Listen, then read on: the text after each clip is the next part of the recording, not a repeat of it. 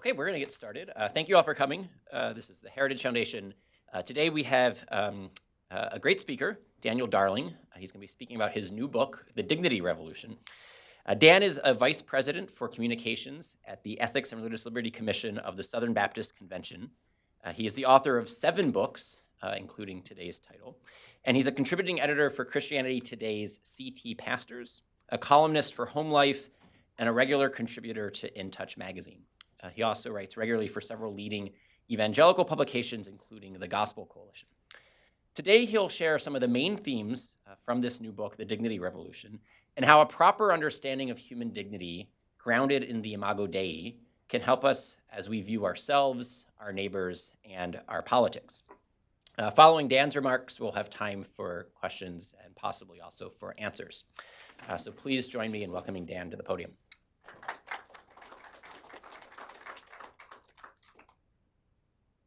Well, it's a privilege to be here at the Heritage Foundation and honored to be here. I've admired the work that goes on here for a lot of years, going back to when I first started getting involved in politics.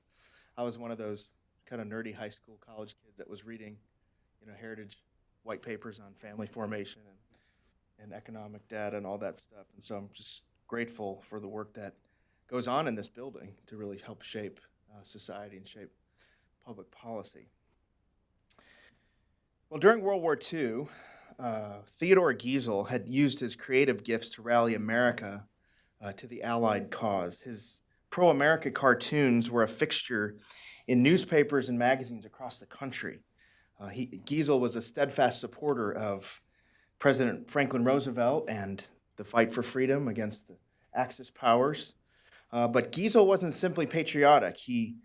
His illustrations helped stoke an ugly anti-Japanese sentiment in the United States at a time when, as you know, Japanese Americans were ordered to evacuate their homes, were interned in camps.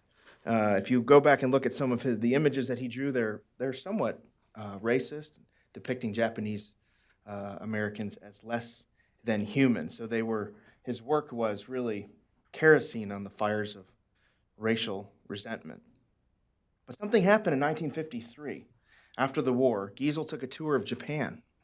And it was an eye-opening journey for this author and cartoonist. He met survivors of Nagasaki and Hiroshima, and something changed inside of him. The proximity to the people that he once depicted as less than human changed his mind. So when he returned to America, Giesel apologized in the only way that he understood. He wrote a children's book under the pen name of Dr. Seuss called Horton Hears a Who. Though he was raised Lutheran, there's not much in his life to indicate a faith commitment of any kind. But the ethic he presented in Horton borrows, I think, from a uniquely Christian concept that every human life has dignity. And in his book is this unforgettable line: "A person's a person, no matter how small." Dr. Seuss raised a powerful question that has puzzled civilization since the beginning. What exactly does it mean to be human? And what does it mean to see the humanity of others? Regardless of your religious or moral framework, there's an instinctive sense in all of us, in all of our hearts, that whispers the truth to us that being human matters. Have you ever wondered, for instance, why our hearts are splintered by human suffering in ways that don't match the grief of any other kind of loss? Have you considered why our hearts are moved by human goodness in ways that don't match our joy from any other experience? We react this way because deep inside every one of us is a sense that humanity matters. As a Christian, I would argue that this idea of human dignity originates in the Christian story.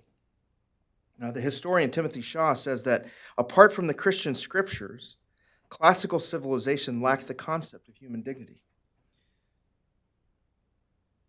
In fact, if you do a cursory reading of even say Roman society, you'll find that there's not much of a concept of human dignity. Now, granted, there are traces of the concept of dignity in other religions, such as Islam and Judaism. There's glimpses of human dignity in the philosophers. But those traces are only filled out in full, I believe, by the Christian story. And those glimpses found in the philosophers or other religions are signpost, I think, to Christianity's very exalted view of humanity. Even in our secular age, we're building on foundations found in the Bible. As one scholar says, that attempts to define or explain human dignity are explaining in non-religious terms a persuasive concept that had long before come to light through biblical revelation. Now, this may sound strange given that human rights seems to be more defined, defended, and talked about today than in any era of human history. We live in the age, for instance, of the United Nations, which was formed in the aftermath of a bloody half-century of war and genocide and totalitarianism. This body gathered the world's leading thinkers and ethicists to create what became known as the Universal Declaration on Human Rights, which offers, and I quote, recognition of the inherent dignity of all members of the human family. Now, obviously, we know the UN has a, shall we say, mixed record of consistency on human rights. But this document has been used as a basis to fight genocide and other injustices, to top corrupt governments, to prosecute war criminals, and to help fledgling governments write their constitutions. All of this is good. And yet there's something profoundly interesting about the way that this statement was drafted. This beautiful declaration of human dignity is built on really nothing at all. The ethicist Gilbert Melander writes in his book, Neither Beast Nor God, he says, while these philosophers were able to agree on many particular claims, they were perhaps unsurprisingly unable to agree on why these claims were true. Unable, that is, to develop any shared vision of human nature or the human person on which such claims could be based. These thinkers, the most credentialed ethicists in the world, could articulate that human dignity matters, but they could not articulate why. Melander says, I doubt there's any way to derive a commitment to equal respect for every human being from the ordinary distinctions in merit and excellence we all use in some sphere of life. It is grounded, rather, not in our relation to each other, but in our relation to God. In other words, there's no basis for human dignity without a connection to God. Without taking account of the divine, we're left with a view of human dignity based on that individual's merit or excellence, based on some societally agreed to or government-imposed yardstick. And if the last century teaches us anything, that shifting metric is dangerous. This is why the philosopher Oliver O'Donovan says that any idea of human dignity is, and only can be, a theological assertion. Now, of course, this doesn't mean that only Christians have recognized human dignity, nor does it mean that Christians have always understood and practiced human dignity well in the cultures in which they were situated. And it certainly does not mean that in our day, Christians are always and everywhere treating others with greater dignity than those who are not Christian. But it remains the case that the basis for human dignity is found in statements like the UN Declaration are borrowed from the Christian story. The Bible's robust view of human dignity is one of Christianity's best gifts to the world. So what does Christianity say about being human? Well, Genesis, the book of beginnings, contains in its first chapter a profound definition of what it means to be human. Moses, the human author of the opening book of the Bible, contrasts the origins of animal and plant life with the origins of humanity. And he uses exalted language to describe God's crafting of human existence. The rest of creation is spoken into existence by the word of God, but human life, Moses says, is sculpted by the hands of God from the dust of the ground, and into humans was breathed the breath of life. And most importantly, humans are, Moses says, twice, he says this in the creation account, they're created in the image of God. Now, there's a lot of beauty and mystery here. To begin with, we're being shown that the creation of humans was a divine event in the counsels of the triune God. Let us make man in our image. It implies a discussion among the Godhead, the Father, Son, and the Spirit. Nowhere else in God's creative acts is this kind of deliberation discussed. No other part of creation, from stars to starfish, is described with such specific and exalted language. So what exactly does it mean to be created in the image of God? Well, it means both that we are not God and also that we are not animals or angels either. And to acknowledge the fact that we're made in his image means embracing both humility and enjoying dignity. Our dignity flows from and is rooted in the truth that we are like God. In other words, you're more than simply the sum of your parts. You're not merely a highly evolved mammal. You're not just a collection of atoms. You're not just what others see or the combination of others' verdicts on you. You're made in the image of God, crowned, the psalmist says, with glory and honor.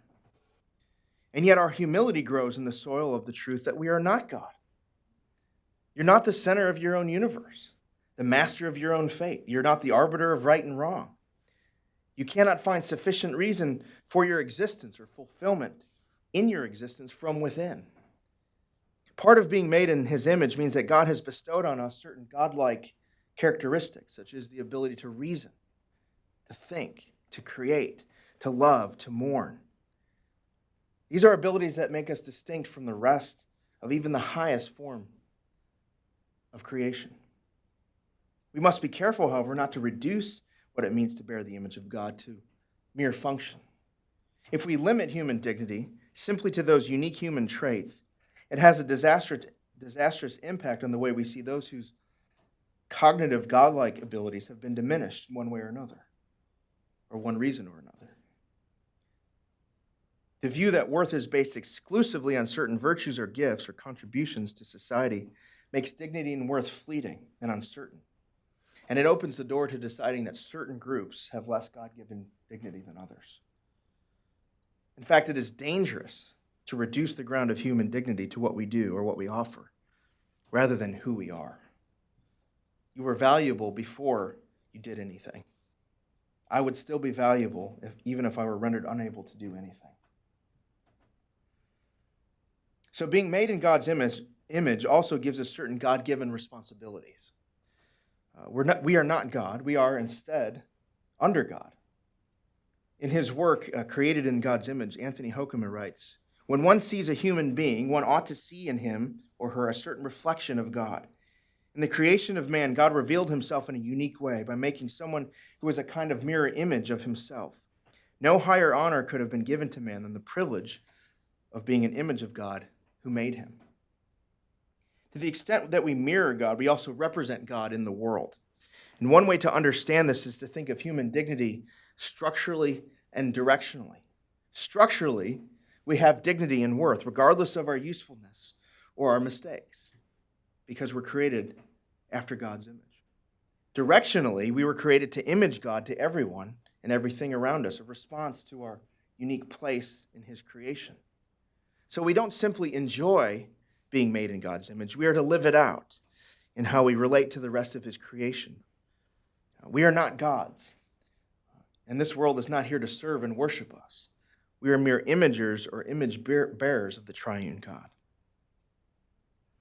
So at a basic level, Christians have always understood this. But it's possible that we have not fully wrestled with the profound implications for how we see ourselves, how we see God, and how we live in the world. Every generation has struggled to reckon with the full implications of this idea. And today is no different. While most of us know that humans are created in the image of God, at least those of us who are people of faith, we often fail to recognize the image of God in others, or we recognize it in some groups, but fail to recognize it in others. In a technologically advanced world where we are increasingly made aware of assaults on human dignity through racism, war, abortion, violence, and disease, and many other things, we're often confused at how we should react, or what a Christian response looks like.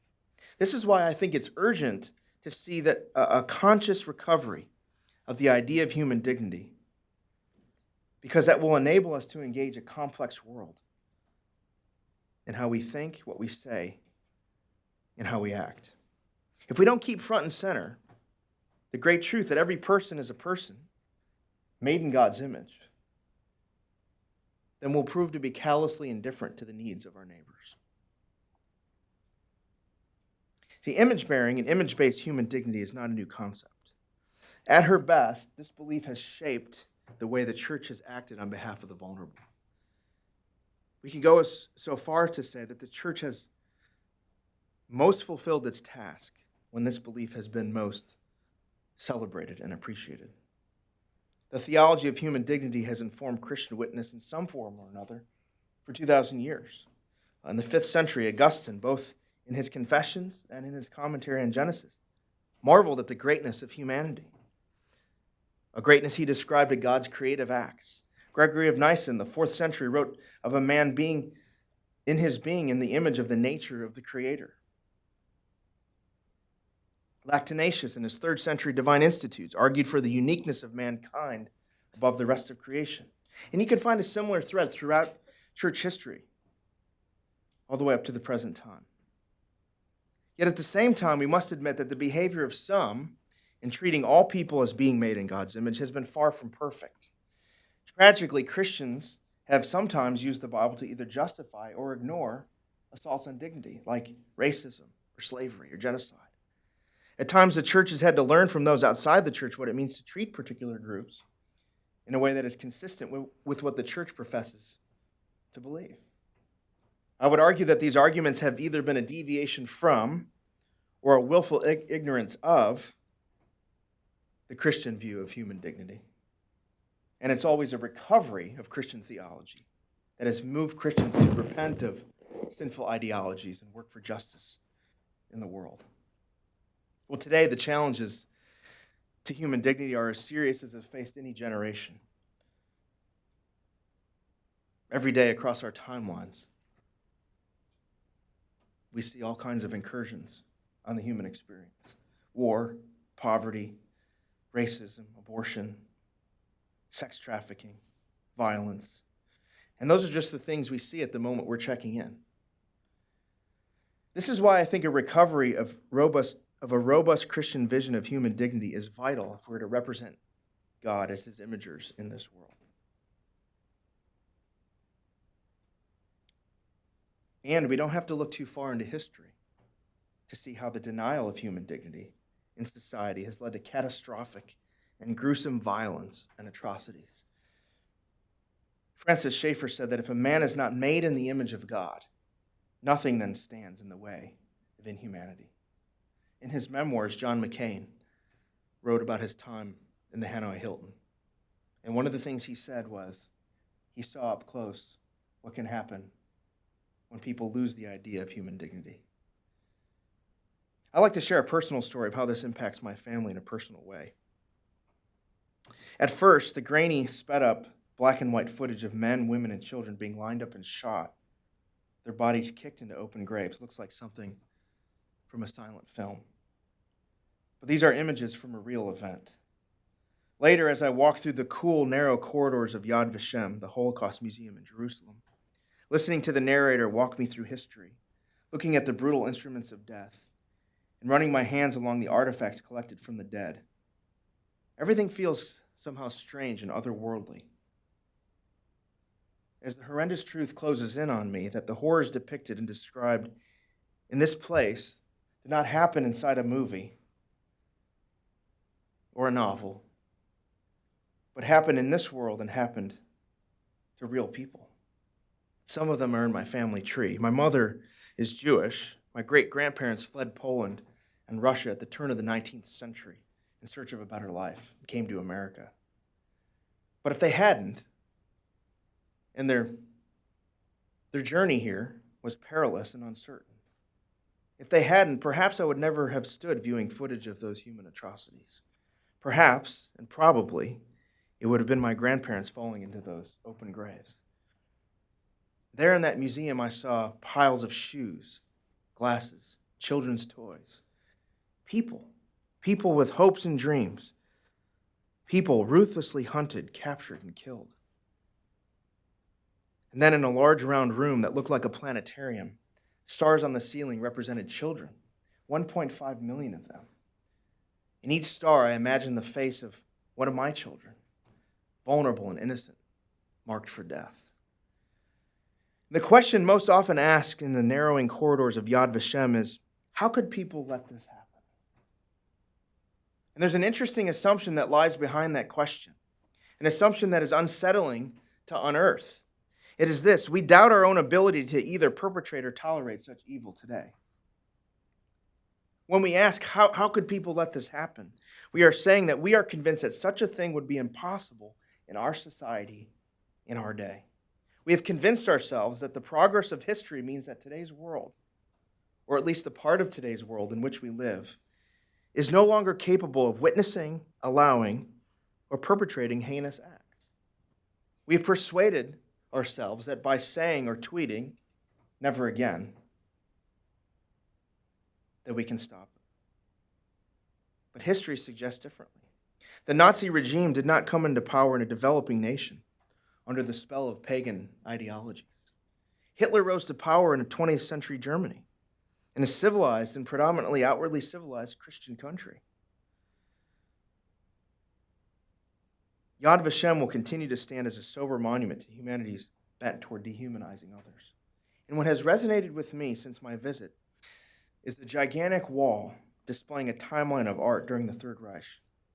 I cannot shake the memory of the way in which anti-Semitic artists portrayed Jewish people. It was a slow, systematic dehumanizing of a people group.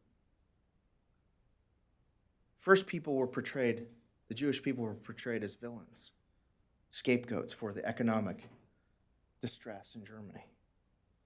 And then they were portrayed as unenlightened. And then from unenlightened people, they were portrayed as animals. And so you see artwork that has Jewish people portrayed as rats or other kinds of animals. People made in God's image, disabled people, gypsies, the list goes on, become subhuman. People become problems, and a desire for compassion is replaced by a search for a solution. This same bent toward dehumanizing enabled Americans to participate in the trafficking, selling, and ownership of black slaves during much of our history, and even enshrine this concept of subhumanity into law. Nearly a century later, as Martin Luther King Jr. marched for the civil rights of minorities, he famously declared, "I am a man," because he recognized that the question of humanity lay at the heart of the issue of civil rights and of racism itself. He was saying, could you see me as a human being? You see, we're fond of asking ourselves today if we'd be on the right side of justice in each of these moments. Would we risk everything to hide Jewish people in Europe? Would we work with William Wilberforce to end the slave trade in England? Would we march with Martin Luther King against white supremacy? But the answer to that question is not found in some self-righteous historical navel-gazing, but in looking around and asking ourselves where human dignity is being assaulted today. Are we willing to stand up, even at personal and political cost, for those who are being marginalized and dehumanized? This is the case I'm making today.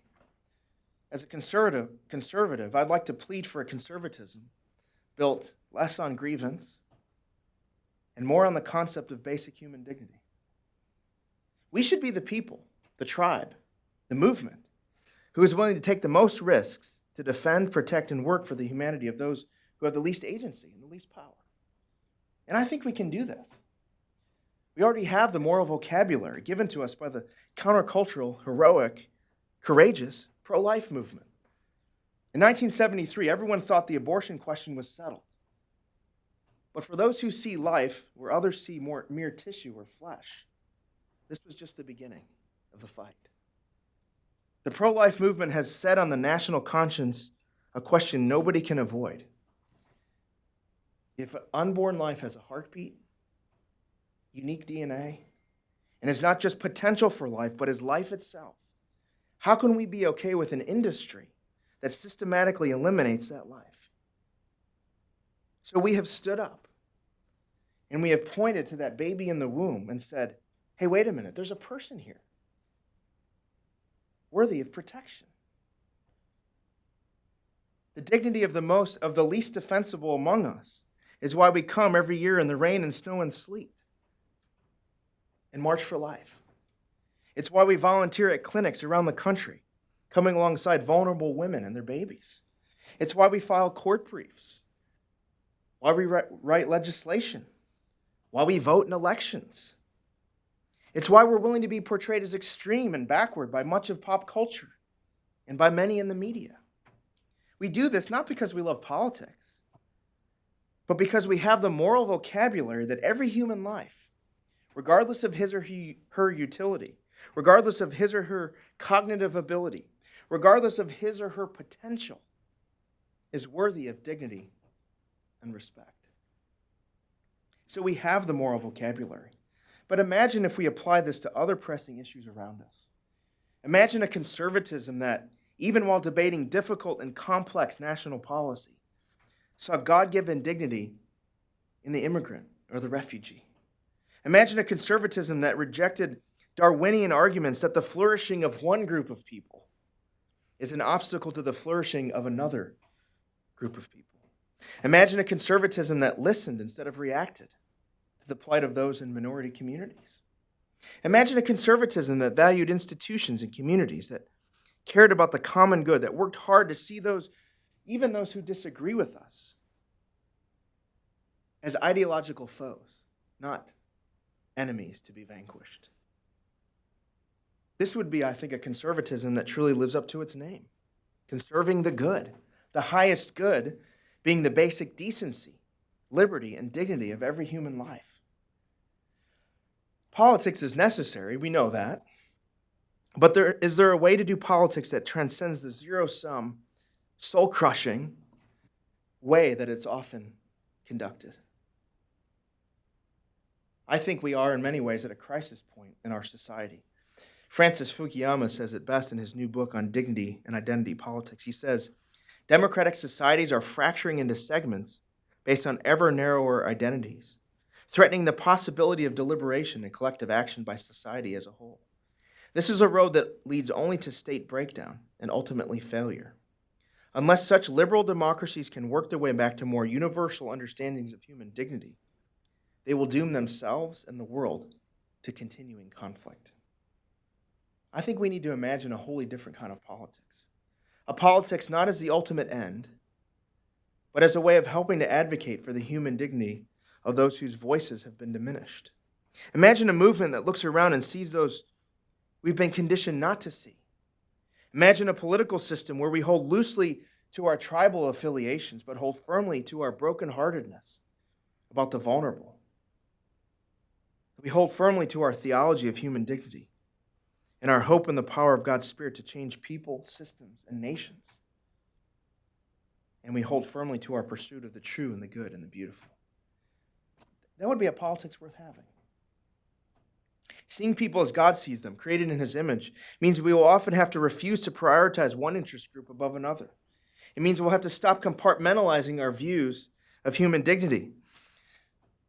In my work on this, just to be honest, I've seen younger evangelicals who are rightly, wonderfully drawn to speak out on behalf of refugees and victims of human trafficking and the poor, but who are also tempted to silence on behalf of the unborn, who are embarrassed to talk about religious liberty or family structure because this would put them in agreement with more conservative older generations who they perceive as the enemy.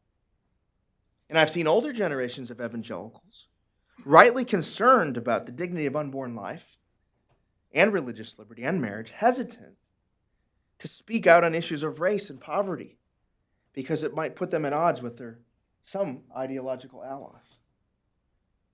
I see one cause pitted against another as if human dignity is a zero-sum game. And I say we need to stop choosing. We need to start caring about dignity wherever it is undermined and assaulted.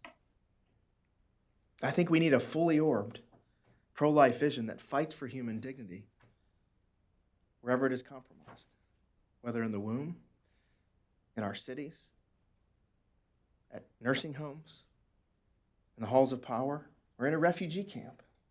We should speak out with whatever power and influence we possess for those whose voices have been silenced.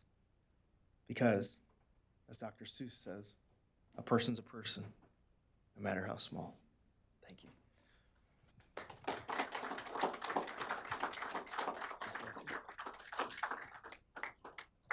Okay, so we we have two microphones, so I'll call on you, state your name, make sure it ends with a question mark at the end of your question, and then Daniel will be able to offer responses.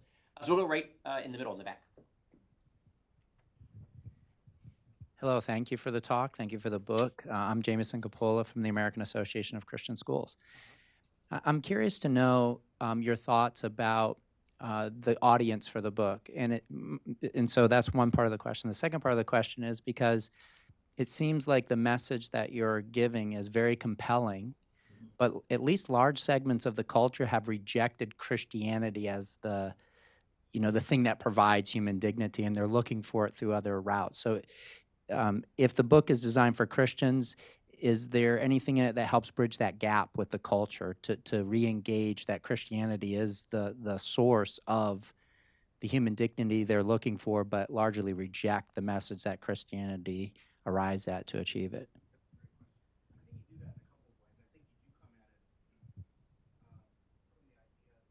That I just sort of mentioned in the beginning, that even these notions of human dignity are borrowed from the Christian story. I think the Christian story has the most robust vision for dignity, and so I think you come at it that way. I think of Tim Keller just spoke to the Parliament in Britain, and he sort of made that case that even the things about which you criticize Christians for, rightly criticize us for gaps that we have in terms of our, sometimes we're blind to injustices and things. Even that ethic that points that out borrows from the Christian ethic. So I think you do it that way. But more importantly, I think as the audience is Christians across the spectrum, because as Christians live out this idea of human dignity and come alongside the most vulnerable, it presents a compelling witness that I think is attractive in many ways to those who are outside the faith. Does that make sense? Yeah. Thank you. Yep, right here in the front.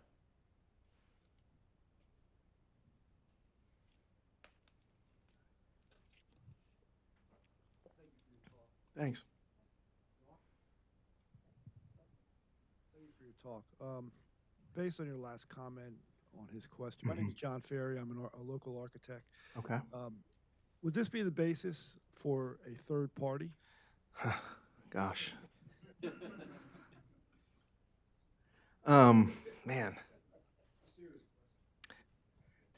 Yeah, is this off the record? No, I'm just kidding. I don't know. I mean, a human dignity party would be great. Is it possible to third parties always seem like a sort of a mirage? They never seem to be able to form and come together like that. I think more importantly, it's a call for Christians to not be so aligned with one side or the other, not to be, as I say, catechized by their party or their tribe, but by their faith. Let their faith shape their politics, let their politics shaping our faith. So as you get into voting and party, it gets messy, right? I think we do have to be part of institutions. We do have to make voting decisions. Institutions are imperfect, and that's okay. This is not a call to withdraw. It's a call to engage more deeply. But I think it's an idea to hold our parties and our movements more loosely. So they're convenient vehicles, but let's not be shaped by them. Let us be in these institutions and shape them in a better way. So for some Christians, that's going to mean, voting, joining, and being part of the Republican Party and trying to shape it in a way that's more advocating human dignity. For others, that might be, being part of the Democratic Party and trying to do it something similar there. But there should always be a kind of, as a Christian, if I can speak as a Christian, 1 Peter says that we're sojourners and strangers. And as sojourners and strangers, knowing this is not fully our home, we should always feel a little dissonance, or should always feel a little uncomfortable in any earthly movement, right? So even though we have to join institutions and be part of parties and make voting decisions, we should always feel a little uncomfortable, if that makes sense.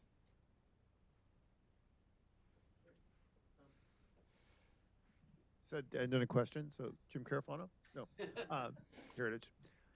So if I could just get two quick questions, I want to get both on the table. One is, So on the one hand, we have European values, which the mainstream Europeans trumpet, but yet they're increasingly uncomfortable with religion, which theoretically is the foundation of European values. So I just wonder if you have any thoughts on bridging that gap. And the other question is I really appreciated your comment about the difference between older and younger conservatives, because one of the issues that we put a lot of effort into is having conservative understands that human rights in terms of foreign policy is actually should be a bedrock kind of conservative issue. Sometimes we break down on that because we'll talk about an issue of refugees. Like our prescription is, hey, if the better answer is to deal with the political situation that's creating refugees, rather than feeling good about accepting 14 refugees in your country, right? Doesn't mean we're indifferent to the fate of refugees. And so I just wonder if you have some thoughts about this reaching out, broadening the conservative understanding that dealing with international human rights issues is actually something that ought to be organically conservative. Yeah, there's a lot there. So the first part, European values, I think you're right. I think it's going to be hard for Europe to have the sort of values if there's not a moral basis for it, right? I mean, this is something that the founders understood, that even though they didn't want a state church, but, necessarily, I mean, they wanted freedom of religion.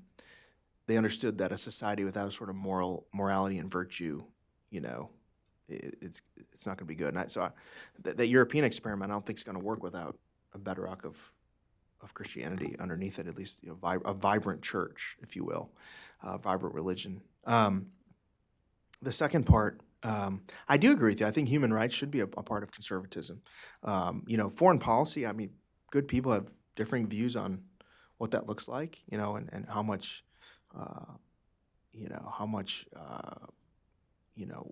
aggression the United States should have, and what areas we should intervene and all that. But I do think I think a wealthy nation like ours does have a certain measure of responsibility to do what it can to alleviate suffering around the world in a way that also accords with its best values and all those things. When it comes to refugees, I think it is immigration and refugee policy is a very difficult issue, and nations obviously have to make decisions. They have to secure their borders.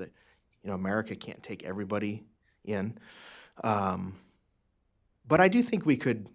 But I do think we can take more than we do, and I do think the wealthiest nation in the history of the world, and you have the largest displacement of human beings in recorded history with the whole refugee crisis. And we're lowering our refugee numbers, and so I think we could do better. I think we could do more. I think to whom much is given, much is required. So I think there's more we can do, and more importantly, what I'm encouraging Christians to think and do, regardless of where you fall on immigration quotas or immigration reform or how that complex thing should be worked out, the way we see immigrants, that we shouldn't be scapegoating immigrants. We shouldn't have this Darwinian idea that the flourishing of these immigrants over here is an obstacle to the flourishing of these people over here. That I don't think that's healthy. Does that answer your question? Hi, Ian Swanson. I work for Senator Ben Sass.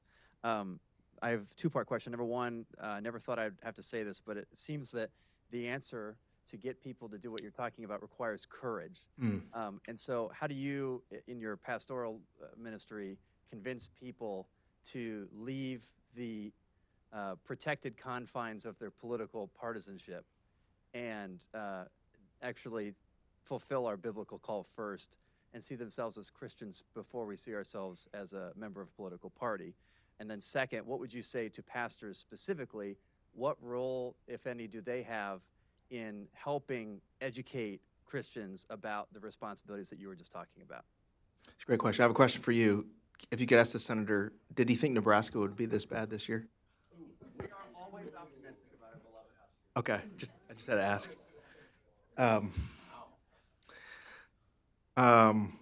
So first question, I think it does take courage. We do need political courage, and courage means sometimes having the courage to speak against your own tribe, and say, I am this way, this is my tribe, this is where I belong, but here's areas where we're wrong, and have that sort of courage. I think Senator Sass had courage to speak out on things that, you know, even sometimes within conservatism. I think on the ground, though, you're right. I think it actually starts in communities before it gets to the national level. And, you know, if I could speak for pastors and churches, I think it does start with pastors and any religious leaders in their communities to challenge. We need to challenge our people, right? So, for instance, you know, if I'm pastoring in Nashville, Tennessee, which I do, or in, you know, Deep South Alabama, I could preach a message on Psalm 139 and the sanctity of human life, and I should be doing that, and talking about abortion, and I should be. And my people will love that. You know, they'll amen that. They will not disagree with that. But then when I talk about human dignity and I apply it to, say, immigrants and refugees, you know, it hurts a little bit, you know, because it challenges them. So I think we have to challenge the people in our communities when we're making application, we're applying the scripture to the culture, and not just apply it to sins that are out there that we love to rail against, but sins that are inside. I think it's the same thing. You know, I talk to pastors and church planters like in Berkeley, California, right? And they're going to preach a sermon on justice from Amos, and their people will love that, right? But they also need to talk about the justice for the unborn, and challenge their people there, see? So I think within our context, we have to challenge our people's thinking, if that makes sense. And I think that's what political courage is, to be willing to, at times, speak up, even against some of our friends. Sorry about the Nebraska question. Had to go there. Other questions?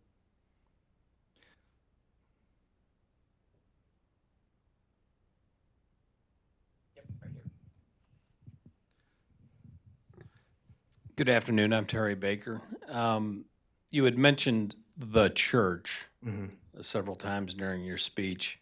Number one, I was curious as to what you meant by the church. And then secondly, how much of an obstacle do you think the latest revelations are about what's going on in the Catholic Church in the United States and worldwide will have, and how much of a detriment do you think that will be as far as getting out the message that's in your book? So we could have a Catholic Baptist argument about what the church is. I don't think we want to do that. Mainly because I don't want to argue with Ryan about the Reformation or anything. I just Not this month. no. But I'm talking about people who follow Christ, you know, as the church. The second question I think is an important one. You know, how damaging is all these revelations? This month, the last few months, we've been talking about the abuse stuff going on in the Catholic Church, but it's not just confined to the Catholic Church. Evangelicals we're having our own conversations. We're having our own institutions rocked by some of these issues. I think it's really damaging to Christian witness at a time when, you know, all of our institutions in public life are really, there's just no trust in our institutions. I mean, you go across society, there's very few, if any, institutions that have not lost public trust. We're in a very anti-institutional age. And so I think we're going to have to rebuild that trust by having accountability, by living out the gospel, by returning to what matters. You know, I think part of the reason that for some of these abuses have gone on for so long, whether it's in the Catholic churches or in evangelical churches or other religious organizations, is that there's sometimes been more of a desire to protect the institution than to actually do what's right and justice. And I think whenever we sort of get into that mindset, we really, ultimately, we do the wrong thing, but we also undermine the credibility of the institution itself. So.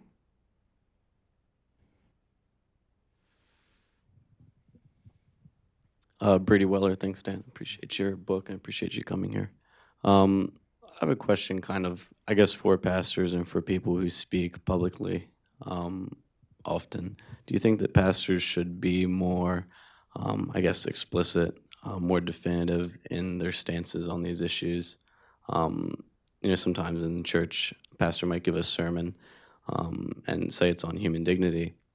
Your congregants might apply it to the issues that they feel comfortable applying it to, like you said. Um, how explicit should pastors be in saying this is okay to believe, and this really is going to put you outside the confines of Yeah. where the church universal, or maybe it's a local church. What kinds of lines should pastors draw there?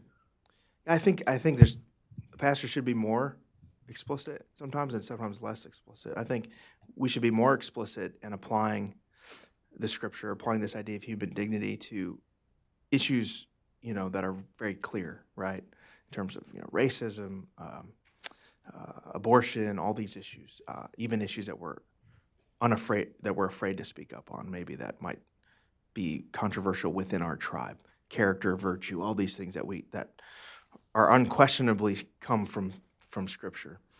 I think where we need to be careful is opining and having opinions or acting like the Bible has an opinion on things that are a matter of prudence, right? So I happen to like the last tax bill. I thought it was great. Not everybody agrees with that. I can't get up in church and say, if you're a Christian, you should be in favor of this. Actually, what happened was a lot in the opposite. I saw pastors tweeting like, this tax bill is a sin against Christ. I'm like, I don't know if you could say that. I mean, that just sounds a little bit, things like that. So I think we have to be careful. I can't tell you the biblical view of, a line item veto or where the top marginal tax rate should be, or, tariffs versus free trade, even though I have an opinion.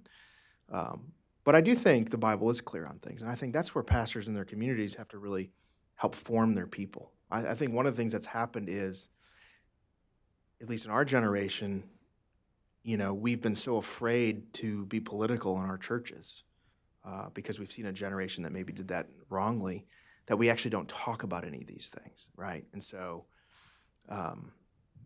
in doing so, I think we outsource this formation to other high priests of the culture, whether it's talk radio, whether it's cable news, whether it's pundits, crazy uncles on Facebook, whatever.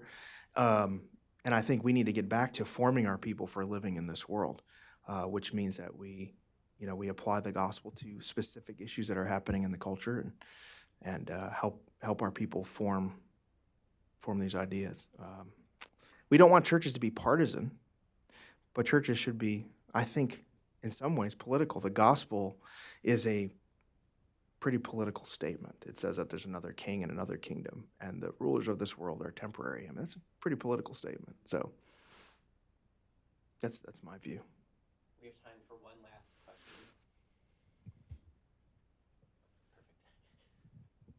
Hi, Jamie Dangers with Congressman Lamborn's office.